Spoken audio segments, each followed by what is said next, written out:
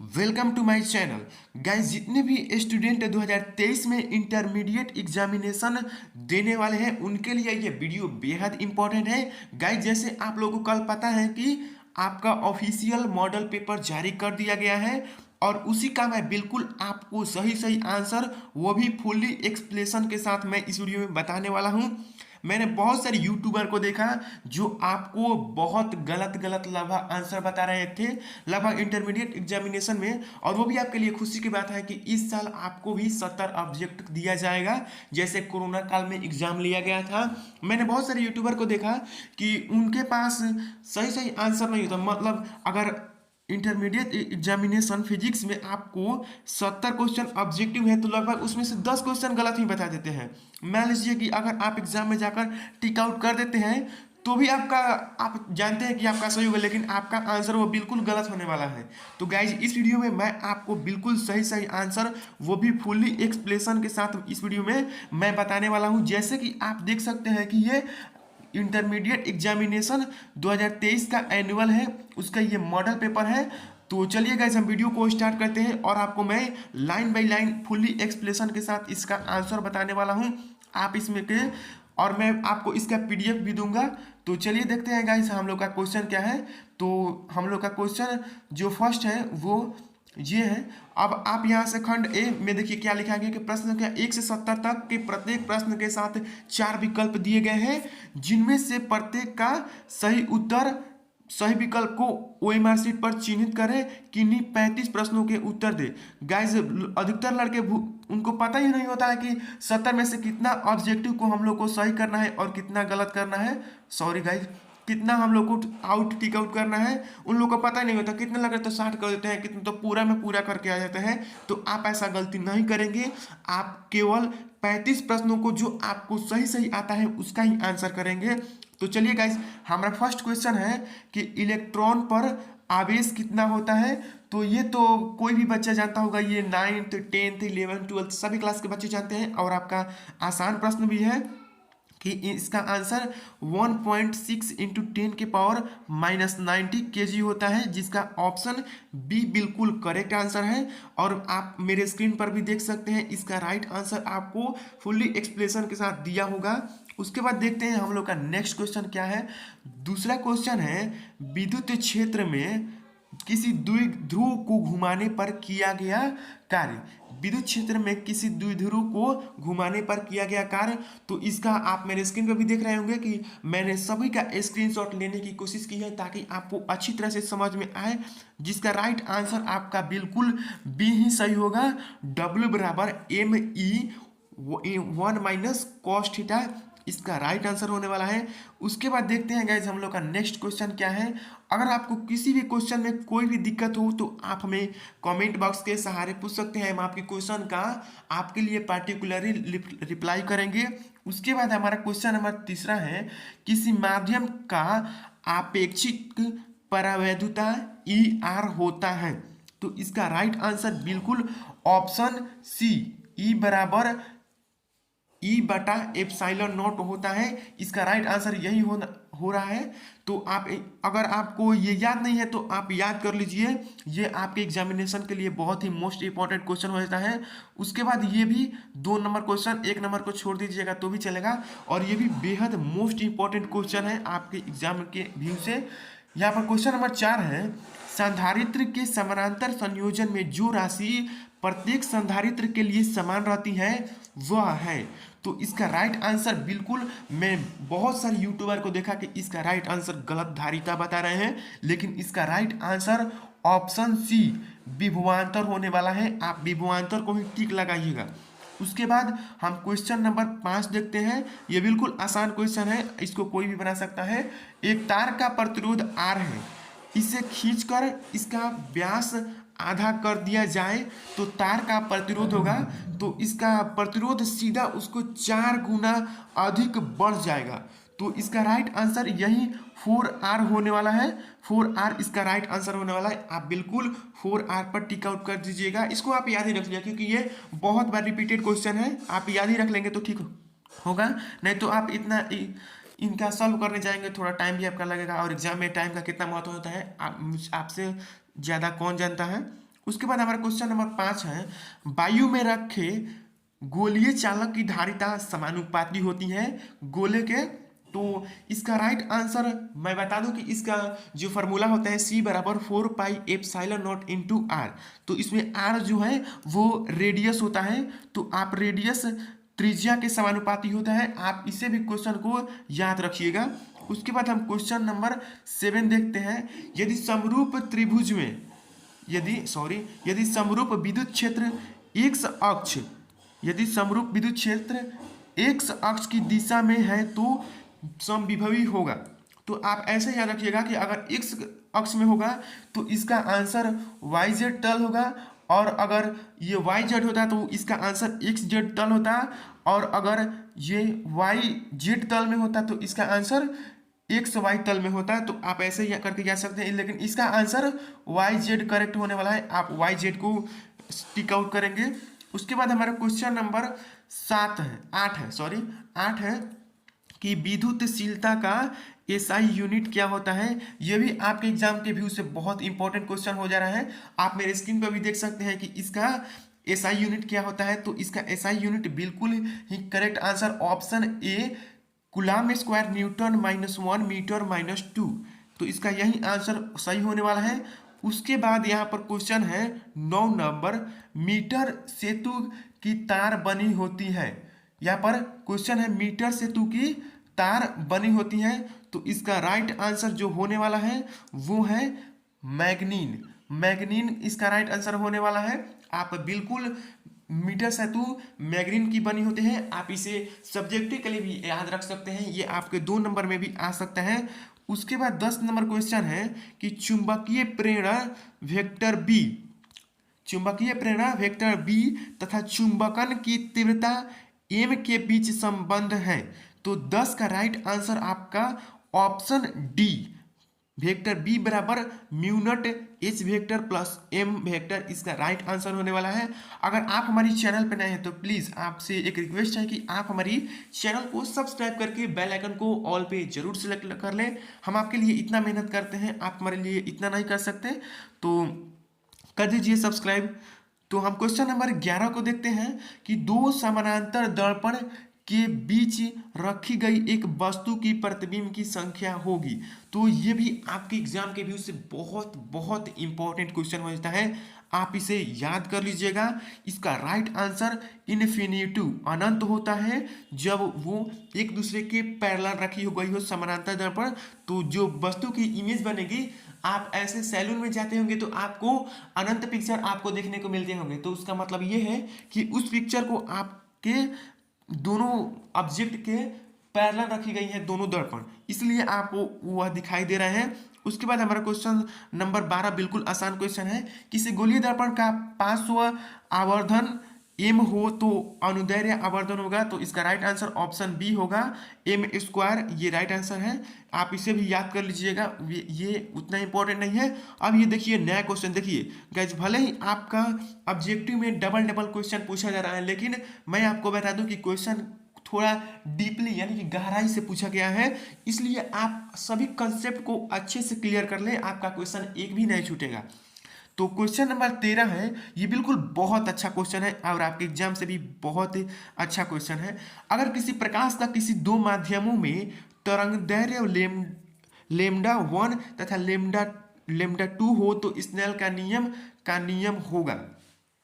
तो देखिएगा, ये तो स्नेल का नियम होता है साइन आई बराबर साइन आर बराबर एन या म्यू, ये एक कांस्टेंट होता है। तो देखिए जो म्यू होता है वो n2 माइनस n1 होता है, जो लेकिन इसकी तरंगदैर्घ्य हो जाती है ये इसके बिल्कुल विपरीत हो जाती है। यानी कि इसका जो राइट आंसर होने वाला है वो लेमडा 2 बाई लेमडा 1 नहीं बल्कि लेमडा 1 बाई लेमडा 2 होने वाला है साइन आई बटा साइन आर के अनुपात का। उसके बाद ये क्वेश्चन आप याद कर लीजिएगा। उसके बाद हमारा क्वेश्चन नंबर 14 है, ये भी आपके क्वेश्चन में बहुत बार रिपीटेड किया गया है, आप इसे भी याद कर लेंगे तो अच्छा ही होगा। किस कारण वायु से बुलबुला का पानी में चमकता है।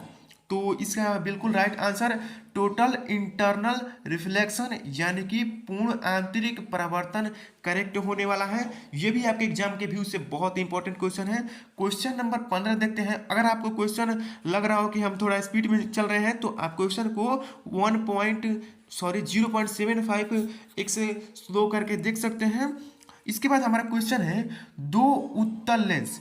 क्वेश्चन यही है कि दो उत्तल लेंस परस्पर संपर्क में रखे हो तो समतुल्य लेंस होगा। जब उत्तल लेंस है दोनों तो उसका समतुल्य लेंस भी उत्तल लेंस ही होगा, समतुल्य।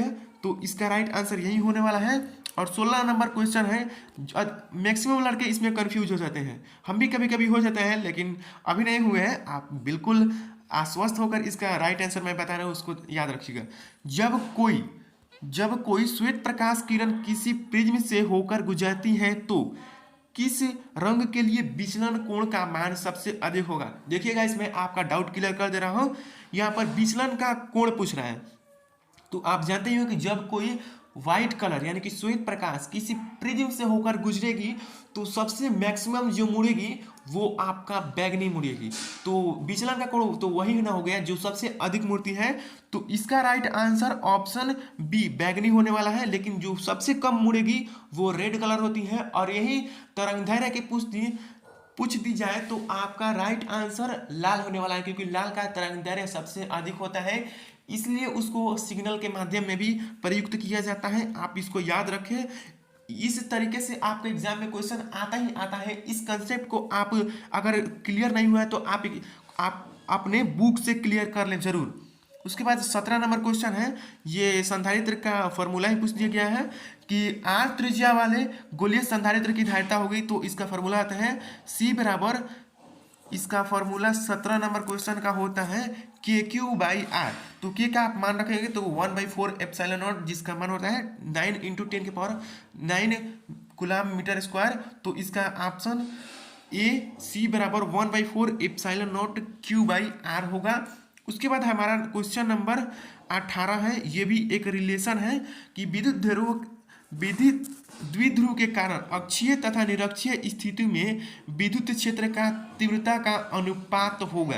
तो आप याद रखिएगा कि अक्षीय स्थिति में 2kp/r होता है और जो निरक्षीय स्थिति होता है उसमें KQ/R होता है। तो जब कटा उड़ा के देंगे तो आपके पास जो इक्वेशन बचेगा वो 2:1 के में बचेगा।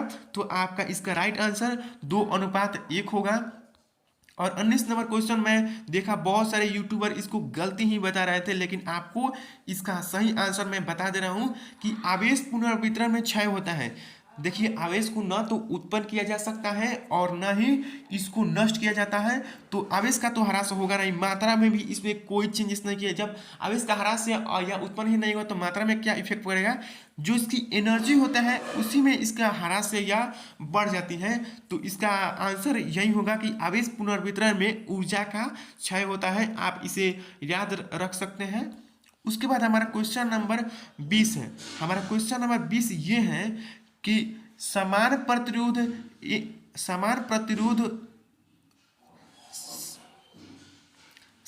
प्रतिरोधों वाले इन प्रतिरोधों का श्रेणी क्रम तथा समानांतर क्रम संयोजन से प्राप्त समतुल्य प्रतिरोधों का अनुपात होगा। तो आपका जो ये प्रतिरोधों का अनुपात होगा समतुल्य प्रतिरोध का वो n² होगा। आप इसे हमेशा याद रखिएगा।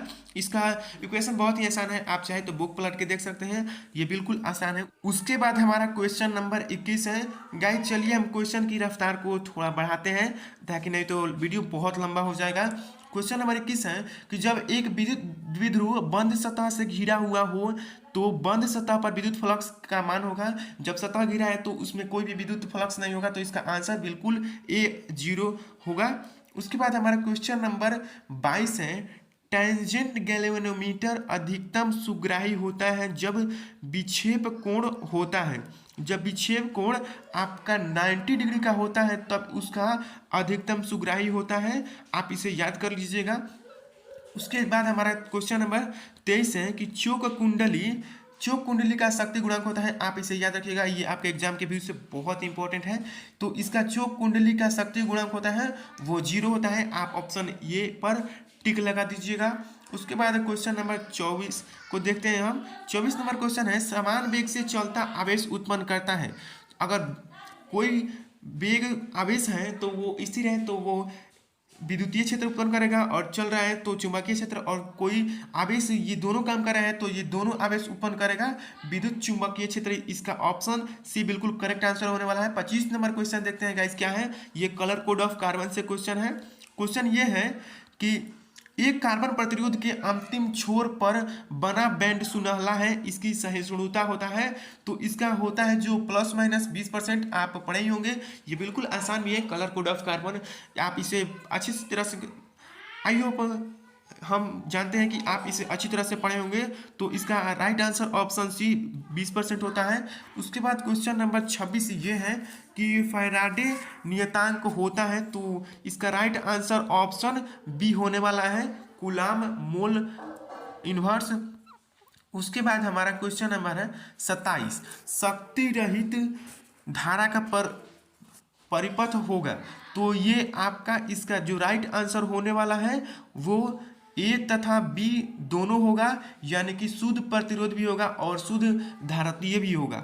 उसके बाद हम क्वेश्चन नंबर 28 को देखते हैं कि विद्युत चुंबकीय तरंग में विद्युतीय तरंग एवं चुंबकीय तरंग के बीच का कालांतर होता है, तो इसका राइट आंसर जो होने वाला है वो इसके बीच का कालांतर 0 डिग्री होता है। तो आप ऑप्शन ए पे बिल्कुल टिक आउट कर देंगे। क्वेश्चन देखिएगा, इस हम क्वेश्चन की रफ्तार को और थोड़ा बताते हैं। यदि समान फोकस दूरी एफ के दो लेंस में समान प्रधान अक्ष पर रखा जाए तो समतुल्य फोकस दूरी होगी, तो इसका राइट आंसर ऑप्शन बी बिल्कुल करेक्ट होने वाला है। आप ऑप्शन बी पे टिक आउट कर देंगे।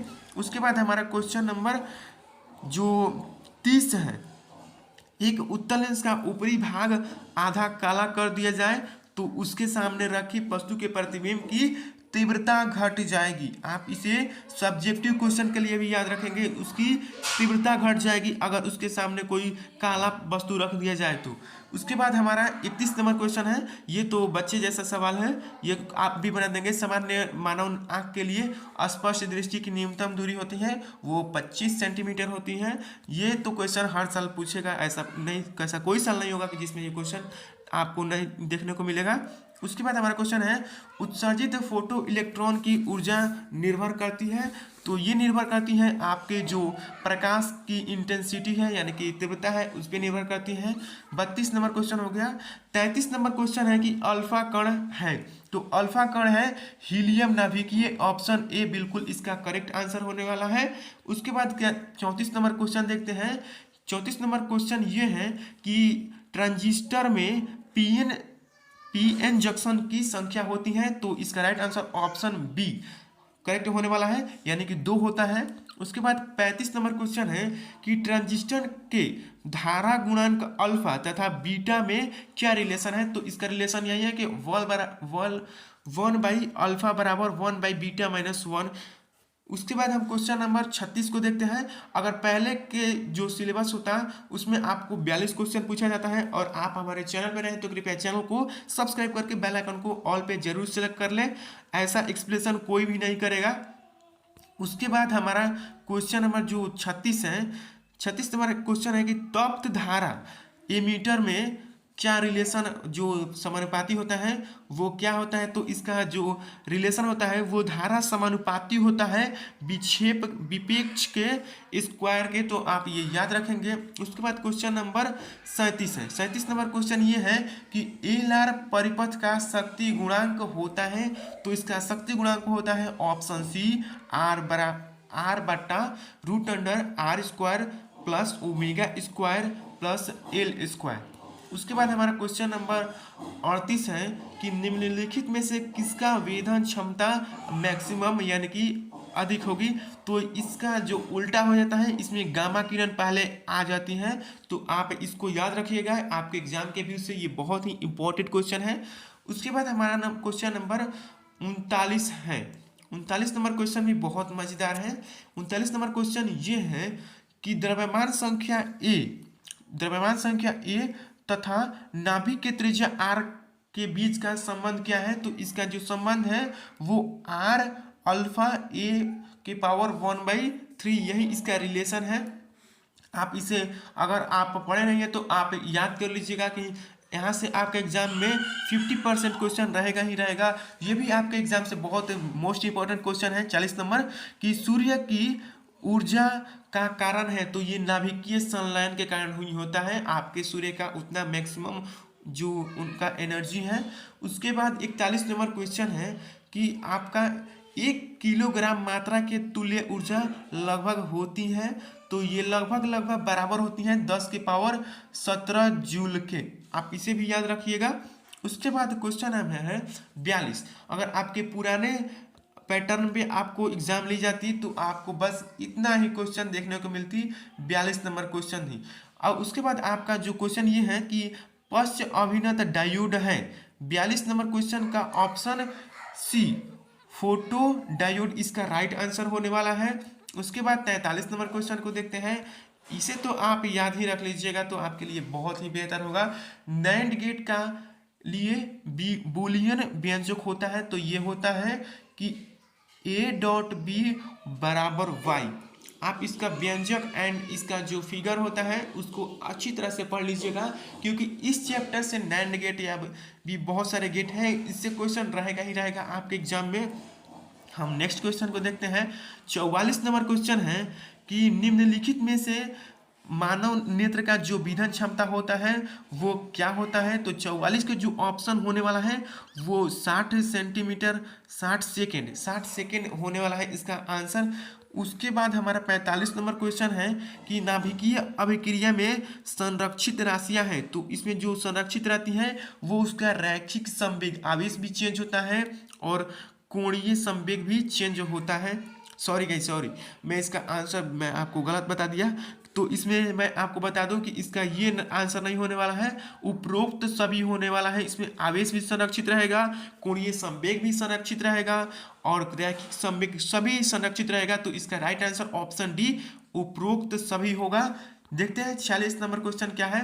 ये तो क्वेश्चन ऐसा आपको कोई भी साल नहीं होगा कि देखने को ना मिले क्वेश्चन। आप इसे कोई भी याद रख लीजिएगा कि निम्नलिखित में से किसका अपवर्तनांक मैक्सिमम होगा। तो ये आपका बोर्ड का फेवरेट क्वेश्चन है हीरा का, तो आप इसे याद रखिएगा।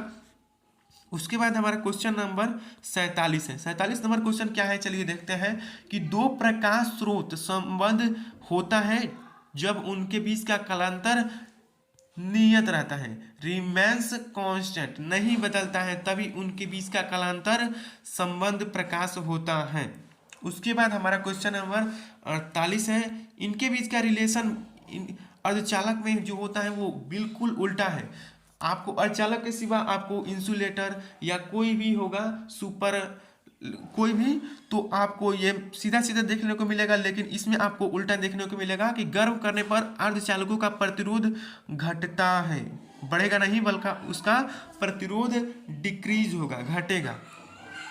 उसके बाद हमारा क्वेश्चन नंबर 49 है कि विद्युत चुंबकीय प्रेरण में प्रेरित आवेश स्वतंत्र होता है, तो ये होता है टाइम से स्वतंत्र होता है, ये टाइम पे डिपेंड नहीं करता है, ये टाइम से इंडिपेंड होता है। और उसके बाद क्वेश्चन नंबर 50 है कि फैराडे का विद्युत चुंबकीय प्रेरण का नियम किसके संरक्षण का परिणाम है। तो ये आपके ऊर्जा का संरक्षण का परिणाम है। इसका 50 का ऑप्शन बी बिल्कुल करेक्ट आंसर होने वाला है। अब हम क्वेश्चन नंबर 51 को देखते हैं। तो चलिए गाइस हम क्वेश्चन नंबर 51 को देखते हैं। ये आपके प्रीवियस ईयर में कई बार क्वेश्चन पूछा गया है कि प्रोटॉन का विराम द्रव्यमान कितना होता है। तो इसका राइट आंसर ऑप्शन ए 0 होता है। आप इसे अपने जहन में डाल लीजिएगा कि प्रोटॉन का विराम द्रव्यमान 0 होता है। उसके बाद 52 नंबर क्वेश्चन है, और ऐसा कोई भी साल ना हो कि आपको डायोप्टर और फोकस दूरी के जो व्युत्क्रम का रिलेशन है उससे क्वेश्चन न रहे, तो फिर ऐसा साल क्यों नहीं हो कि क्वेश्चन नहीं रहेगा। तो इसका क्वेश्चन है कि 4 डायोप्टर क्षमता के लिए लेंस की फोकस दूरी होता है, तो इसका ऑप्शन ए 0.25 मीटर होता है। अगर आपको लेंस की क्षमता डायोप्टर में दी होती है तो आप उसका जो फोकस दूरी होगा वो मीटर में होगा, ये भी आप याद रखिएगा। आप इसका ऑप्शन 0.25 इसे नहीं मान लीजिएगा, नहीं तो आपका आंसर हवाई में गलती भी हो जाता है बहुत सारे लड़कों का, तो आप इसका ख्याल रखिएगा। हम क्वेश्चन नंबर 53 को देखते हैं। क्वेश्चन नंबर 53 ये है कि सामान्य संयोजन में एक सरल सूक्ष्मदर्शी की आवर्धन क्षमता होती है, तो इसका आवर्धन क्षमता होती है वो 1+d/f होती है। इसका आप जो सूक्ष्मदर्शी है, जो आपको कंपाउंड है या दूरदर्शी है या सिंपल माइक्रोस्कोप है, इसका आवर्धन क्षमता एंड इसका डायग्राम, इसका कार्यविधि, इसका संयोजन आप अच्छी तरह से पढ़ लीजिएगा, क्योंकि इसमें 5 नंबरिया से भी सवाल रहता है। उसके बाद क्वेश्चन नंबर 54 को देखते हैं। ये क्वेश्चन आपके जो तरंग सिद्धांत है उसी से लिया गया है। क्वेश्चन नंबर यह है कि अवरोध के किनारे के मुड़ने की क्या कहते हैं। अवरोध के किनारों का प्रकाश का मुड़ना क्या कहते हैं। तो ये इसका परिभाषा ही दे दिया गया है कि इसको हम लोग विवर्तन के भी नाम जैसे जानते हैं। अगर आपको 2 नंबरिया क्वेश्चन में यही पूछ दिया जाता है कि विवर्तन से आप क्या समझते हैं, तो आप यही क्वेश्चन देंगे कि अवरोध के किनारे के प्रकाश का तीव्र मुड़ना कहलाता है हमारा विवर्तन। क्वेश्चन नंबर 55 है हीरा और कांच का आप क्रांतिक कोण याद रखिएगा कि हीरा के लिए क्रांतिक कोण होता है तो ये होता है 24.41 डिग्री, और ये जो कांच का हमने कहा वो होता है आपका 48.75 डिग्री। तो उसके बाद 56 नंबर क्वेश्चन क्या है देखते हैं। 56 नंबर क्वेश्चन है कि कांच की समानांतर सतह की पट्टी का फोकस दूरी होता है, तो वो होता है आपका इन्फिनिटिव, अनंत होता है, आप इसे भी याद रखिएगा। इसके बाद हम लोग 14 क्वेश्चन को और देखने वाले हैं, और आप इसमें से कम 70 क्वेश्चन है ना, 35 क्वेश्चन आप किसी हर हाल में देखिएगा आपके एग्जाम में same to same copy paste किया हुआ रहेगा, जैसे आप कॉपी पेस्ट करते हैं अपने मोबाइल में। क्वेश्चन नंबर 57 ये है कि पतले प्रिज्म द्वारा न्यूनतम विचलन का कोण होता है, तो ये मैं आपको बता दूं कि इसका right answer option C μ-1 × a। इसके स्थान पे आपको n-1 × a भी देखने को मिल सकता है, तो आप घबराएंगे नहीं। उसके बाद हमारा क्वेश्चन नंबर 58 है कि रचनात्मक व्यक्तिकरण के लिए कलांतर होता है, तो इसके लिए जो कलांतर होता है वो होता है फाई बराबर 2n पाई। आप इसे याद रख लीजिएगा, इसका राइट आंसर यही होने वाला है। उसके बाद हमारा क्वेश्चन नंबर 59 है कि प्रकाश के फोटोन की ऊर्जा की परास होती है, तो 59 का जो राइट आंसर होने वाला है वो होता है 1.6 electron volt to 3.2 electron volt, आप इसे याद रखिएगा। उसके बाद हम एक एक क्वेश्चन को इतना स्लो इसलिए चल रहे हैं कि आप क्वेश्चन को अच्छी तरह से पढ़ें और सही सही आंसर ऑप्शन सभी कुछ देखें और आंसर देने का प्रयास करें।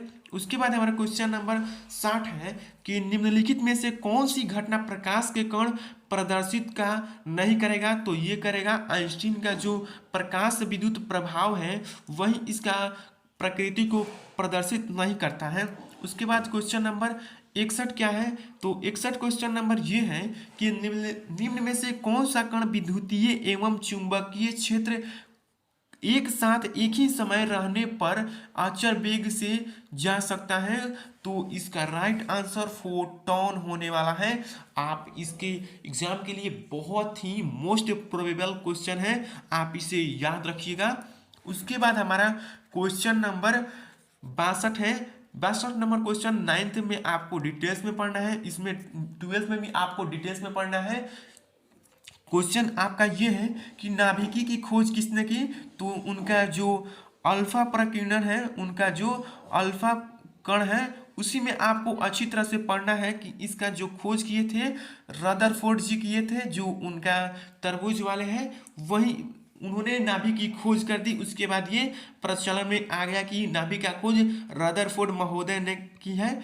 उसके बाद हमारा क्वेश्चन नंबर 63 है। 63 नंबर क्वेश्चन भी आपके एग्जाम के लिए बहुत ही इंपॉर्टेंट क्वेश्चन बनता है कि इलेक्ट्रॉन, प्रोटॉन एवं न्यूट्रॉन के लिए कौन सी राशि समान होती है, तो इसका राशि जो समान होती है इसका द्रव्यमान भी अलग अलग होता है कि आप लोग जानते हो कि इलेक्ट्रॉन का द्रव्यमान -27 kg होता है, वो 6.6 करके उसका आवेश भी, इलेक्ट्रॉन का आवेश फर्स्ट ही आपका क्वेश्चन था कि इसका जो आवेश होता है वो होता है 1.6 × 10⁻⁻⁹ कूलम्ब पर kg।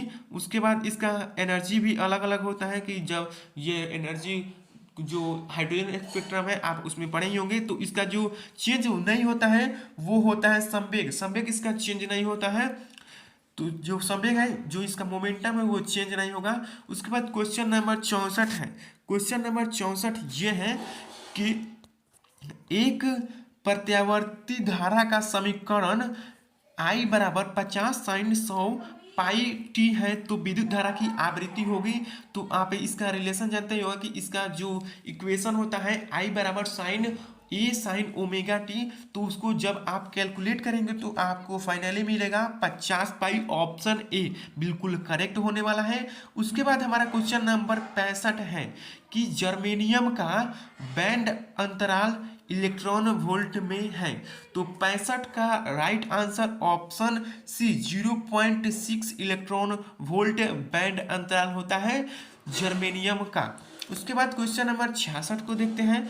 ये भी क्वेश्चन आपके एग्जाम के लिए बहुत प्रोबेबल क्वेश्चन है कि यदि किसी धातु का कार्यफलन 2.8 इलेक्ट्रॉन वोल्ट है तो देहली तरंग दैर्घ्य होगा।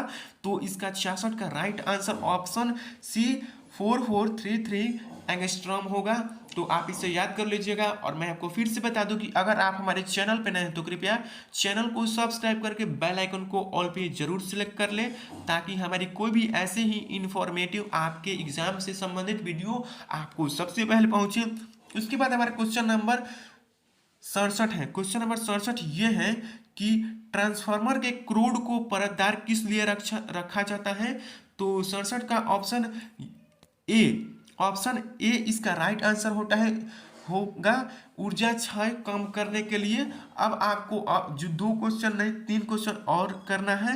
68 नंबर क्वेश्चन है कि लेजर क्रिया के लिए आवश्यक है तो हाई टेम्परेचर। आप याद रखिएगा कि इसके लिए हाई टेम्परेचर के लिए बहुत ही आवश्यक है, नहीं तो ये लेजर किरण आपको प्राप्त नहीं होगी।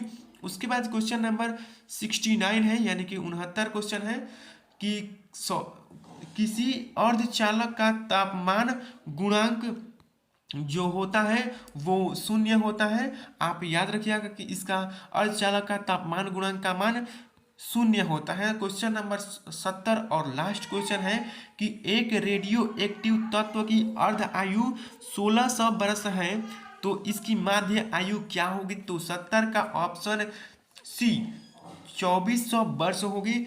तो इस वीडियो में इतना ही, और आप इसका लिंक मैंने डिस्क्रिप्शन बॉक्स में दे दी है। आप चाहें तो क्वेश्चन को डाउनलोड भी कर सकते हैं। सभी क्वेश्चन का पीडीएफ हमने इस डिस्क्रिप्शन बॉक्स में दे दिया है।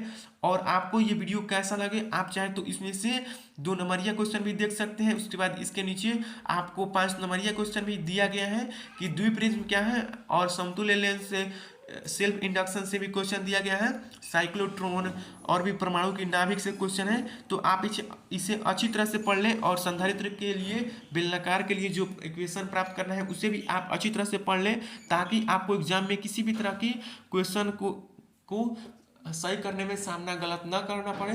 तो गाइज इस वीडियो में इतना ही। तो गाइज मिलते हैं नेक्स्ट वीडियो में। Thank you. ये वीडियो कुछ लंबा ही हो गया, इसके लिए मैं आपसे क्षमा चाहता हूँ। थैंक